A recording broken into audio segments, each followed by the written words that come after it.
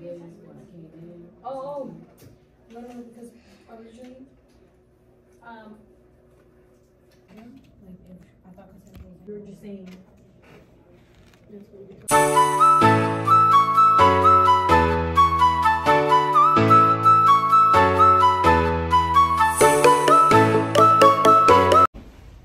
So ayun, break na.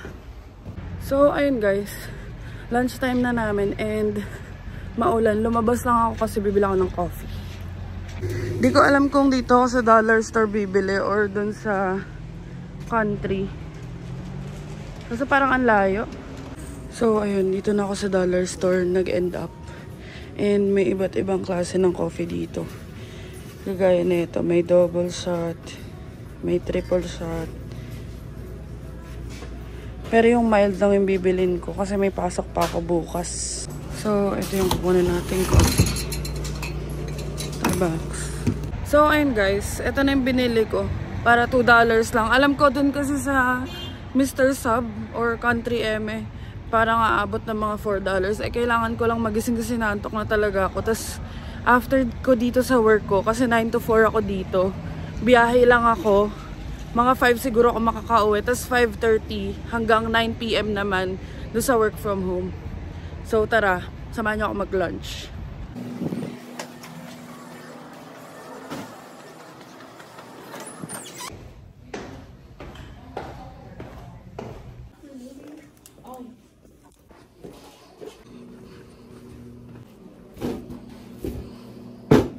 So ayan, since lunchtime na nga, may baon ako. Yung niluto namin kagabi. Init ko muna yan. So, ito yung baon ko. Then, may baon din tayong ketchup. Ayan, init ko muna to sa microwave. Dito naman sa pantry namin, merong ref. Tapos, ayan. Merong microwave, may toaster. May mga gagamit na naman. Pero parang laundry area rin kasi ito. Ayan. So, ayan.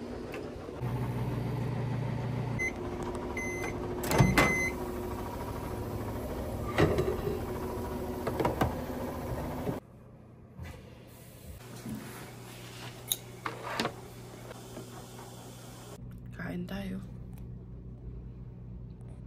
Yun guys, tapos na yung 1 hour break. So, babalik na ako. So, yun guys. 2 hours pa. Inaantok na ako. Grabe na antok ko.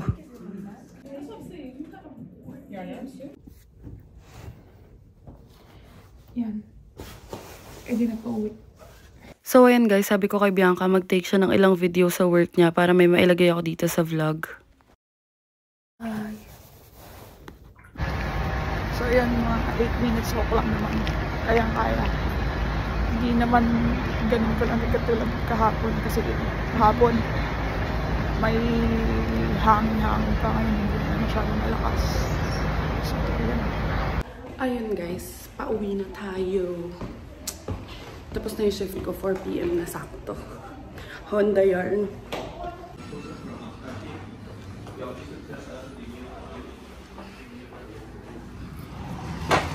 As usual, umuulan pa din. Uwi na ako. And magli-lift na lang ako kasi kailangan ko pa maligo. Kasi yun nga yung sabi ko sa inyo, pag gabi ako naliligo. Eh, ayoko naman maligo ng after shift ko mamayang 9 PM. So, ayun, makakauwi ako na ito mga 4:15 ganyan.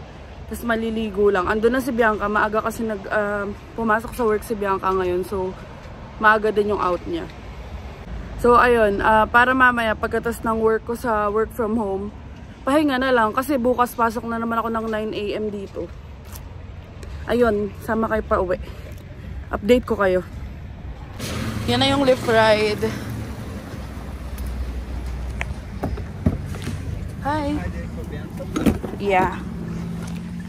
Ayun, nag-lift na muna ako and may discount kasi ako. Ayun nga, nasa description na sa YouTube ko yung link para sa lift or nandun sa bio ko sa TikTok. Or pwede nyo rin ako i-PM. Sobrang bibilis na sa akin dito. Papakanta ka talaga ng Tokyo Drift eh. So, ayun guys, sa bahay na tayo. Alam mo yung naglalaban na yung antok ko tsaka yung pagod ko. Katok tayo. Diyan si Bianca. Oh, diba? Sipag oh. Ayun, dahil nauna siyang umuwi, siya ang nagluto ng corned beef. So, ayun guys, sa bahay na ako. And, nagsasaing pa lang si Bianca. Hindi pa luto yung sinaing, so sayang yung oras. 4:40 na. Maliligo muna ako para after ko maligo, kain na kami.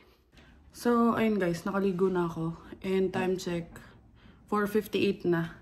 So, magdi-dinner muna kami. Tapos, dapat, mga 5:25 ako nakalogin sa taas or nakaprep dun sa work from home ko. Ito yung dinner namin.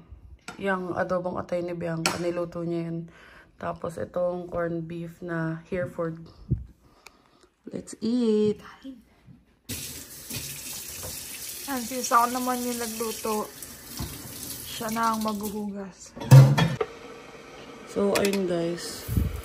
Since babasagin naman yung sa Starbucks, parang hindi na ako bibili bukas. Tinimplahan ko siya ng nito. Tsaka ito, para iwas antok. Parang hindi na ako bibili. I-ref ko na lang yan para malamig. Yun guys, buo na siya. Ayoko kasi naglalagay ng mga chocolate or kahit na ano sa mga ganito. Tubig lang yung nilalagay ko. So ito, i-ref ko na lang. Tapos babaunin ko na siya bukas. So ayan, time check. Just in time, 5:21. Tapos naka-open na yung laptop ko. Para kung may problema man, at least naka-set up na. Then, ayun si Bianca. While log-in ako sa work, siya nanonood ng YouTube. Tapos maya-maya, tulog na yan. Kasi maaga rin siya pumapasok. Mga 6 or mga 5:30 gising na siya. Tama ba? 5, ganun. Yan na guys, 5:28 nagla-login na ako. Kasi 8:58 nagla-log out naman na ako. Ito lang yung maganda dito sa work from home. Di siya sobrang queuing.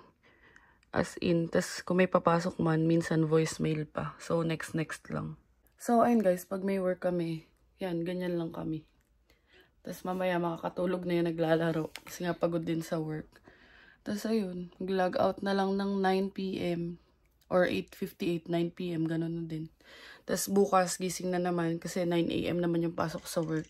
Tas si Bianca, pasok din. Kasi Friday bukas. Ang nakikita ko lang advantage tsaka maganda is every Friday, walang schedule yung work from home. Wala silang Friday evening. So, parang pahinga na din. So, ang pasok ko bukas is yung on-site lang. And then, bukas na lang kasi yung time namin kasi may pasok si Bianca ng Sunday. At saka ako, may pasok ako ng Saturday. So, bukas after work, mag-grocery kami. So, ayun, kaya rin ako nagdalawang job kasi, ewan ko kung nasabi ko na to sa previous vlog. Pero, sayang kasi, parang sayang yung opportunity na pwede akong mag-full time ngayong wala akong school. So, tinake advantage ko na. Pero, pag kinompute mo pa rin, itong work from home at saka yung sa on-site, parang 41 hours lang. Pero pwede na rin. Ang goal ko lang naman talaga is maka 40 hours a week. Kesa yung 20-20 lang.